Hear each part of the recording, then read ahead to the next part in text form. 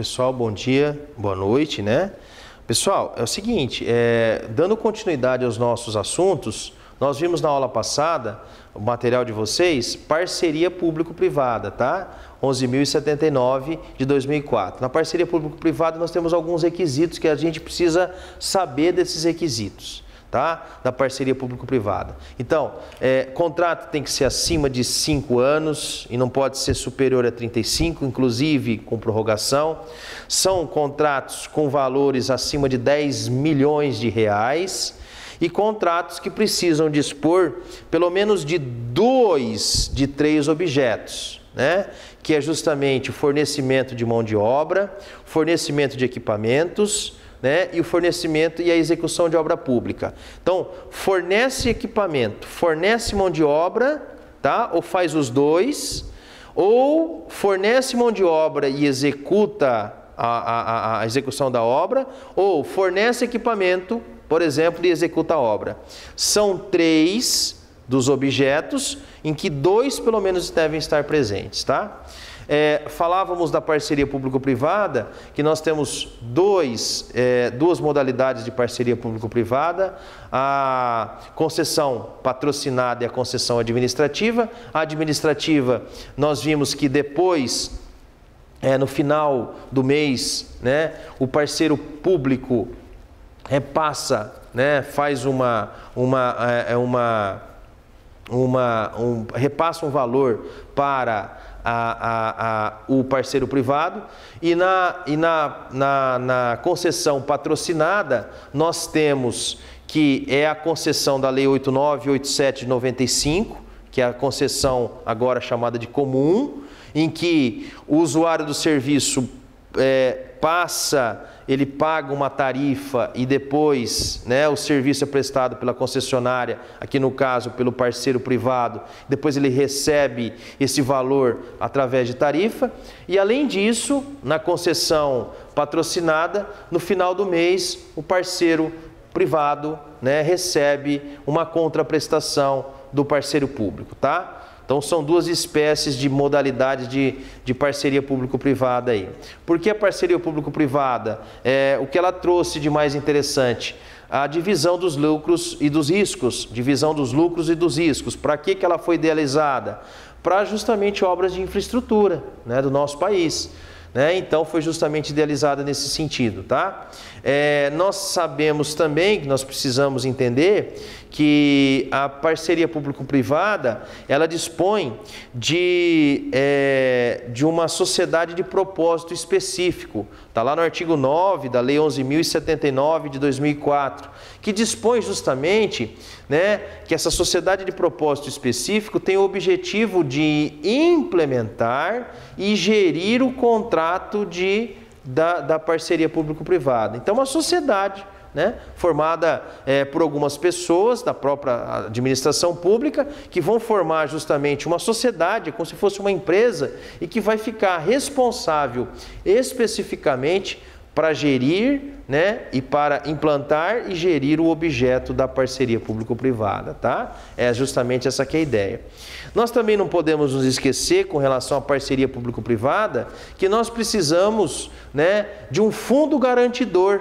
Nós precisamos de um fundo garantidor para a parceria público-privada, tá? O fundo garantidor é justamente a garantia que o agente econômico, que a iniciativa privada, que o parceiro privado terá quando ele estiver prestando os seus respectivos serviços. Beleza, pessoal? Agora, falamos também de uma outra espécie, começamos a falar de outra espécie de contrato administrativo, que é o RDC, Regime Diferenciado de Contratação. Isso vocês já sabem, ó. Foi justamente para quê? Para a construção das obras da Copa do Mundo de 2014. O Brasil, né, deu aqui a festa, né, ou seja, nós precisávamos de estádio de futebol. Nós não tínhamos estádios próprios, né, adequados. Aí a gente falava na época padrão FIFA. E o RDC foi essa lei, que é uma lei justamente de contrato administrativo, para dar justamente, objetivar a construção de estádios para a Copa do Mundo de 2014. Foi justamente nesse sentido. Também foi direcionada, pessoal, para as obras para os Jogos Olímpicos de 2016. Obras para os Jogos Olímpicos de 2016. Copa das Confederações também, ó, foi justamente direcionado para a Copa das Confederações de 2013, né? Pelo menos essa o Brasil ganhou. Obra de infraestrutura de contratação de serviços para aeroportos das capitais dos estados da federação, num raio de 350 quilômetros, num raio de 350 quilômetros. Essas obras de infraestrutura, né? Muitas das vezes foram justamente abandonadas, muitas delas. Se a gente passar próximo ali de Cuiabá, lá em Várzea Grande, nós temos aqueles trios de ferro, né? Da linha de ferro, que era justamente para passar o metrô, alguma coisa assim, né? Todos abandonados, mas era justamente para essas obras de infraestrutura aqui, tá? Para que serve também o RDC? Ações integrantes para o PAC, Processo de Aceleração ao Crescimento, né? Nós sabemos que nós temos um país de dimensões continentais e que necessitam de obras de infraestrutura. Foi justamente criado esse regime diferenciado de contratação, né? Obras e serviços de engenharia no âmbito do SUS, Sistema Único de Saúde, que eu acho que hoje é o único legado que nós temos da RDC, tá, pessoal? Porque, de repente, né, nessa pandemia que a gente está vivendo, serviços de engenharia para aumentar leitos, né, de UTI, podem ser justamente feitos pela contratação de terceiros, de empresas que vão ser contratadas pelo formato da RDC, tá? Só voltando um pouquinho, por que então fizemos uma formatação de uma contratação com licitação e contrato administrativo novo, né? Nós já tínhamos a Lei 8666 de 93, por que não foi justamente aproveitado? Olha, porque nós precisávamos fazer essas obras a toque de caixa, nós precisávamos fazer esses estádios bem rapidamente. Chegou em 2011, eu me lembro até hoje, que nós não tínhamos a Copa já era depois de 2013 e 14 já, nós não tínhamos nada construído, nada. E a FIFA, né, a comunidade internacional ficava em cima, né, sobre a construção, vinham fazer inspeções, né, geralmente quem acompanhava era os dois jogadores, o Ronaldo, né, o Fenômeno, e às vezes o Bebeto também acompanhava esse pessoal da FIFA lá para falar como que estava a construção.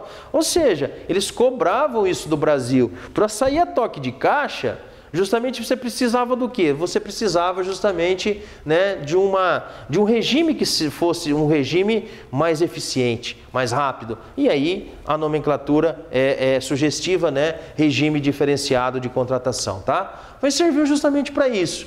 Qual que é o legado dos estádios da Copa do Mundo aqui, pessoal? Muitas vezes a gente fala assim, poxa, pelo menos, né, as obras de serviço de engenharia do SUS para ampliação de leitos, né, de UTI para o pessoal da Covid-19, até que né, pode ser, né, até um legado aí para o RDC, porque determinadas construções precisam ser rápidas. E aqui vale a pena a gente falar, olha, isso aqui vale para isso.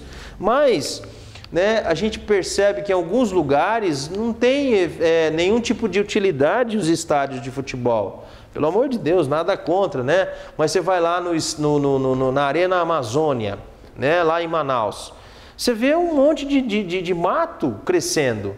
Por quê? Nada contra, lá não tem. Jogar Manaus com quem? Com o São Raimundo?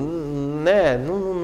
Não é alguma coisa preconceituosa, mas pelo menos aqui no estado, nos estados do Sul, no estado de São Paulo, você tem a utilização, né?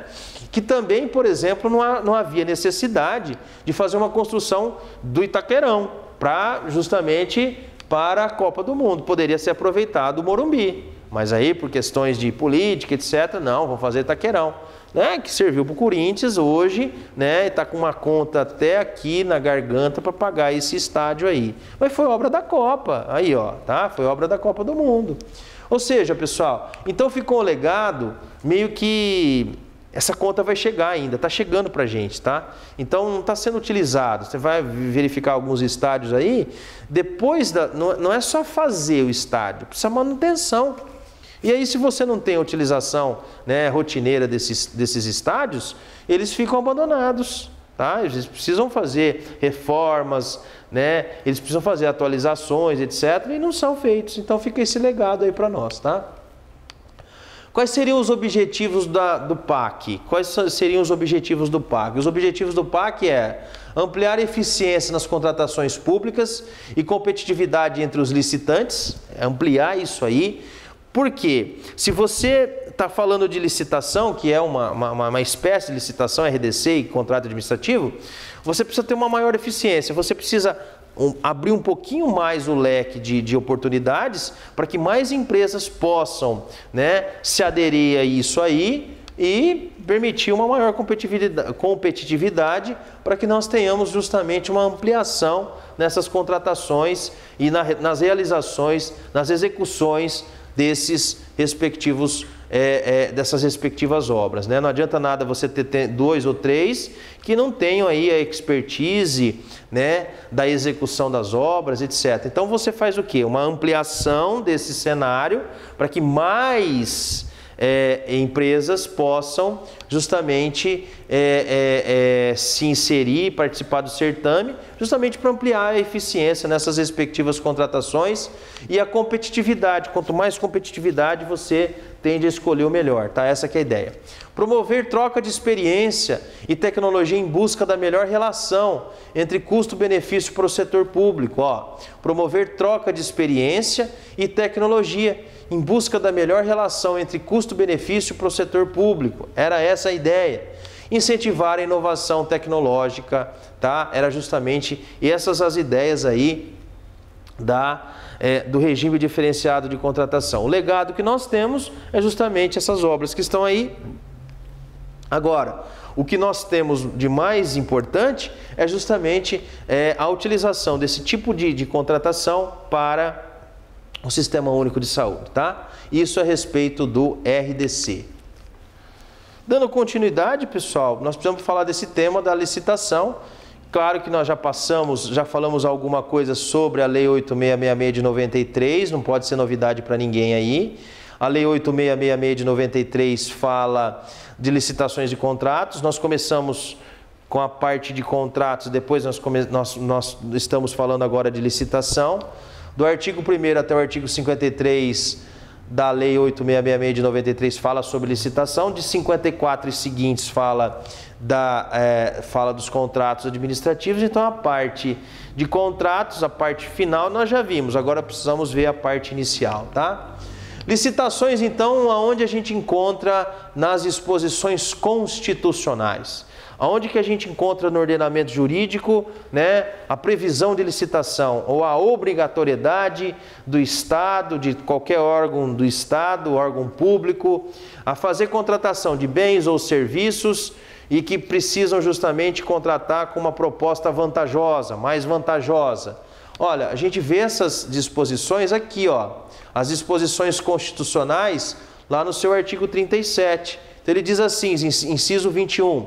ressalvados os casos especificados na legislação, as obras, serviços, compras e alienações serão contratados mediante processo de licitação pública que assegure igualdade de condições a todos os concorrentes, com cláusulas que estabeleçam obrigações de pagamento, mantidas as condições efetivas da proposta nos termos da lei, o qual somente permitirá as exigências de qualificação técnica e econômica, indispensáveis à garantia do cumprimento das obrigações. Então, o artigo 37, inciso 21, ressalvados os casos especificados na legislação, as obras, serviços, compras e alienações serão contratados mediante processo de licitação pública que assegure igualdade de condições a todos os concorrentes, tá? Então, justamente, qual que é a regra? A regra é justamente que na licitação todos os órgãos públicos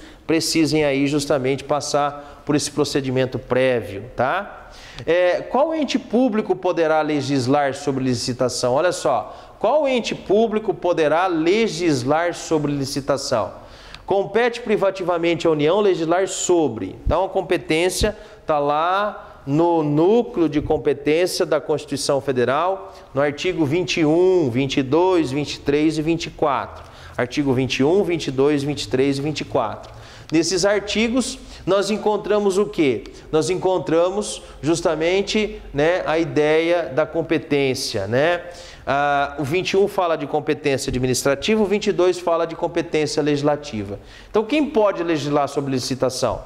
Compete privativamente à União legislar sobre, inciso 27, normas gerais de licitação e contratação, em todas as modalidades para as administrações públicas diretas, autárquicas e fundacionais da União, os estados, do Distrito Federal e dos municípios. Olha só. Então, compete privativamente a União legislar sobre. Somente a União pode legislar? Essa que é a pergunta. Se tivesse escrito aqui, compete exclusivamente a União, aí tudo bem.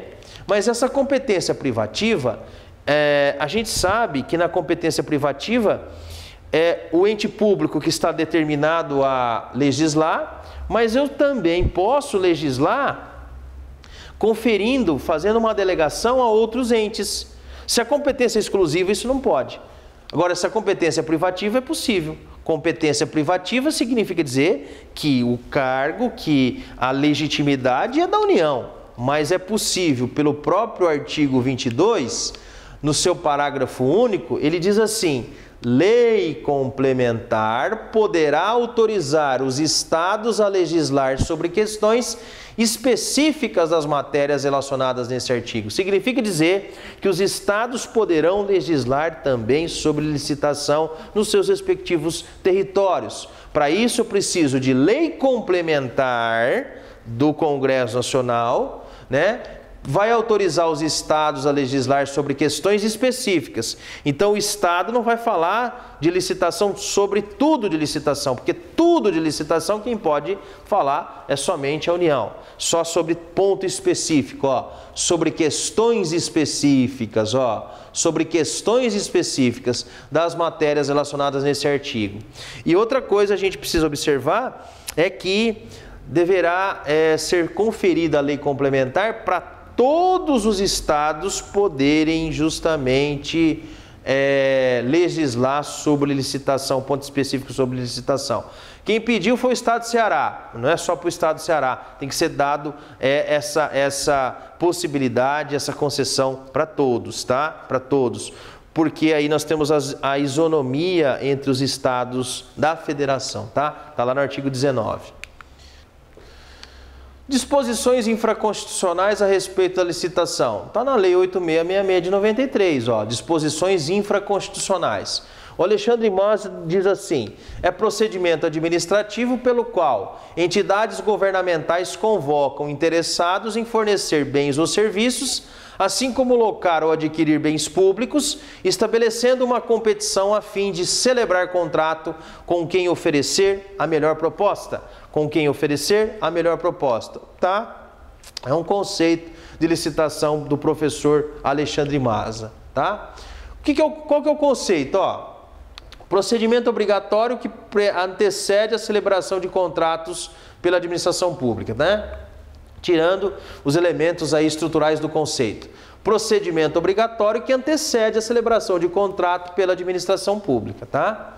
Poder público não pode escolher livremente um fornecedor qualquer. O poder público não pode escolher livremente um fornecedor qualquer, tá?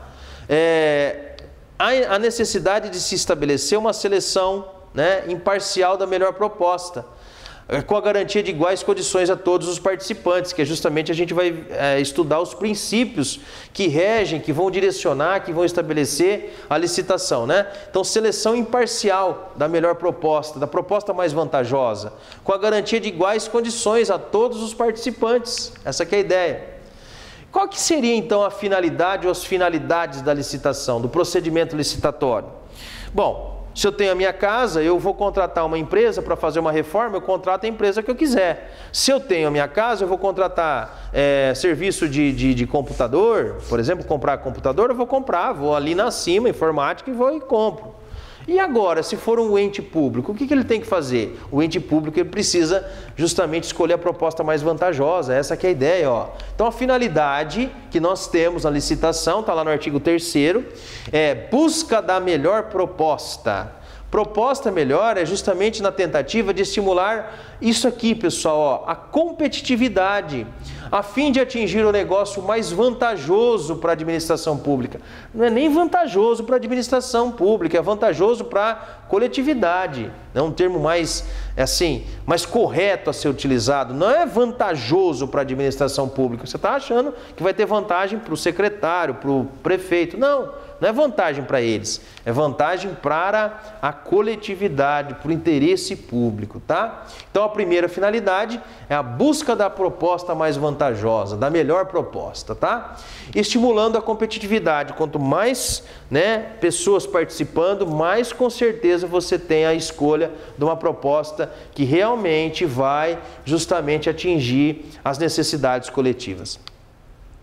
Oferecer iguais condições a todos que queiram participar, contratar com a administração pública, com a promoção de isonomia. O que é isonomia? Nós temos um princípio constitucional que diz assim: tratar os iguais igualmente, os desiguais desigualmente, na medida da sua desigualdade, que é o descrime. Aqui a gente vai fazer a mesma coisa, promoção de isonomia, tem o princípio da isonomia na licitação que a gente vai estudar. A gente tem que conferir as iguais condições a todos que queiram contratar. A gente sabe que no Brasil tem muito direcionamento de licitação. Direcionamento de licitação fere a isonomia. Tá? Ah não, aqui já é cartas marcadas aqui, Isso aqui quem vai ganhar vai ser a empresa tal. Tem isso, no Brasil, claro. E aí você fere frontalmente a isonomia, tá? Ah, eu posso pegar o edital da licitação que me interessa? Pode. Aí a outra empresa pergunta: não posso, não pode. Por quê? Com certeza quer direcionar a licitação àquela empresa, por exemplo, promoção do desenvolvimento nacional sustentável. A gente não pode esquecer que a finalidade da licitação também tem que ser de promover o desenvolvimento nacional sustentável. Está lá no artigo 3º, que foi acrescido pela Lei 12.349 de 2010, tá, gente? Olha só, artigo 3º diz assim: a licitação destina-se a garantir a observância do princípio constitucional da isonomia, a seleção da proposta mais vantajosa para a administração, e olha só, e a promoção do desenvolvimento nacional sustentável. Trocando em miúdos, a gente vai ver isso como princípio depois. A ideia é assim, não é condição última, não é condição sine qua non, tá? Para a escolha dessa proposta. Então vamos imaginar que nós tenhamos duas propostas, duas empresas A e B que resolveram se inscrever para a licitação para a oferta de um determinado objeto para a administração pública. E aí nós temos, nessas duas empresas, uma delas está totalmente cuidadosa com relação à produção dos seus bens que vão ser oferecidos e com relação ao meio ambiente ecologicamente equilibrado. Está totalmente resguardada, tem uma estrutura para isso, tá? Faz justamente tem todo o comprometimento com o meio ambiente. A outra empresa, que também está participando da licitação, não está nem aí com relação ao meio ambiente, com o cuidado, com a preservação ambiental, com a contaminação de rios, etc., daquilo que ela joga no esgoto. Não tem nenhum tipo de estrutura justamente nesse sentido. Se houver um empate das duas empresas a serem contratadas, a ideia dessa finalidade da licitação em promoção de desenvolvimento nacional sustentável é justamente nesse sentido. Qual empresa vai ser contratada? Aquela que está preocupada com o meio ambiente ecologicamente equilibrado. Justamente aquelas disposições em que você tem justamente da empresa que está comprometida com a preservação do meio ambiente. É justamente essa que é a ideia aí, tá? Quando a gente fala com relação à licitação e às suas finalidades. Depois a gente vai ver isso em princípios. Bom, nós temos algumas características que direcionam a ideia da licitação, Algumas características que vão dar a ideia para a gente da licitação. É um procedimento administrativo. O que é o procedimento administrativo? Por que é um procedimento? Natureza jurídica da licitação é sequência ordenada de atos administrativos, não é processo nem ato. Quais outros dois institutos de intervenção do Estado na propriedade privada que nós tínhamos que a gente lembra de procedimento?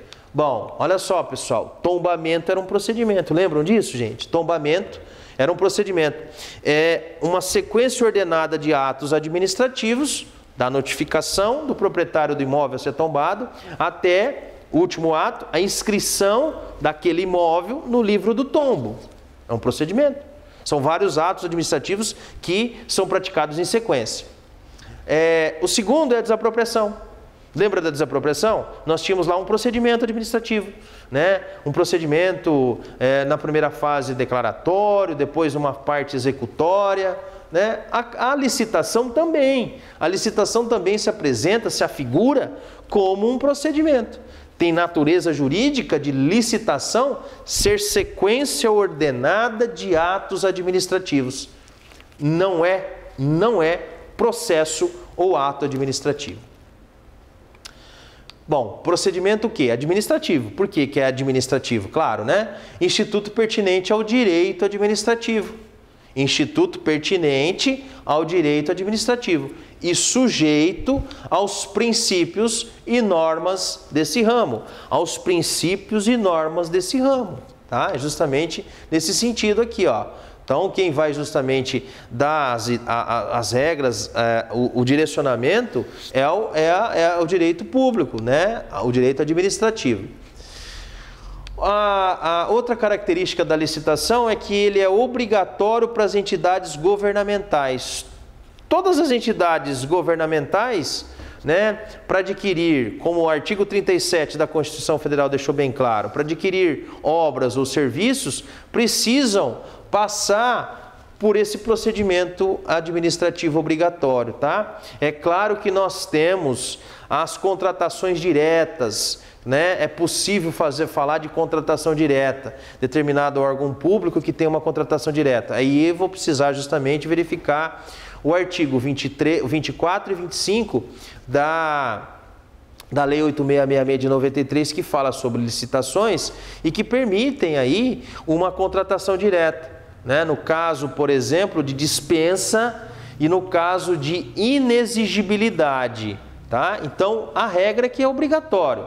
Pensa assim, o órgão público, para comprar uma agulha, precisa verificar a proposta mais vantajosa e precisa passar pelo procedimento licitatório. Né? É um pouco de exagero, claro. Mas só é possível os órgãos públicos fazerem contratações diretas, a gente vai ver isso lá na frente, quando a gente falar de dispensa e de inexigibilidade, quando a gente tratar justamente, né, desses casos em que a administração pública, os órgãos administrativos poderão, tá, preenchidos os requisitos do artigo 24 e 25 da Lei 8666 de 93, fazer uma contratação direta, como os particulares o fazem, tá? Então, em regra, obrigatório para todas as entidades governamentais, tá?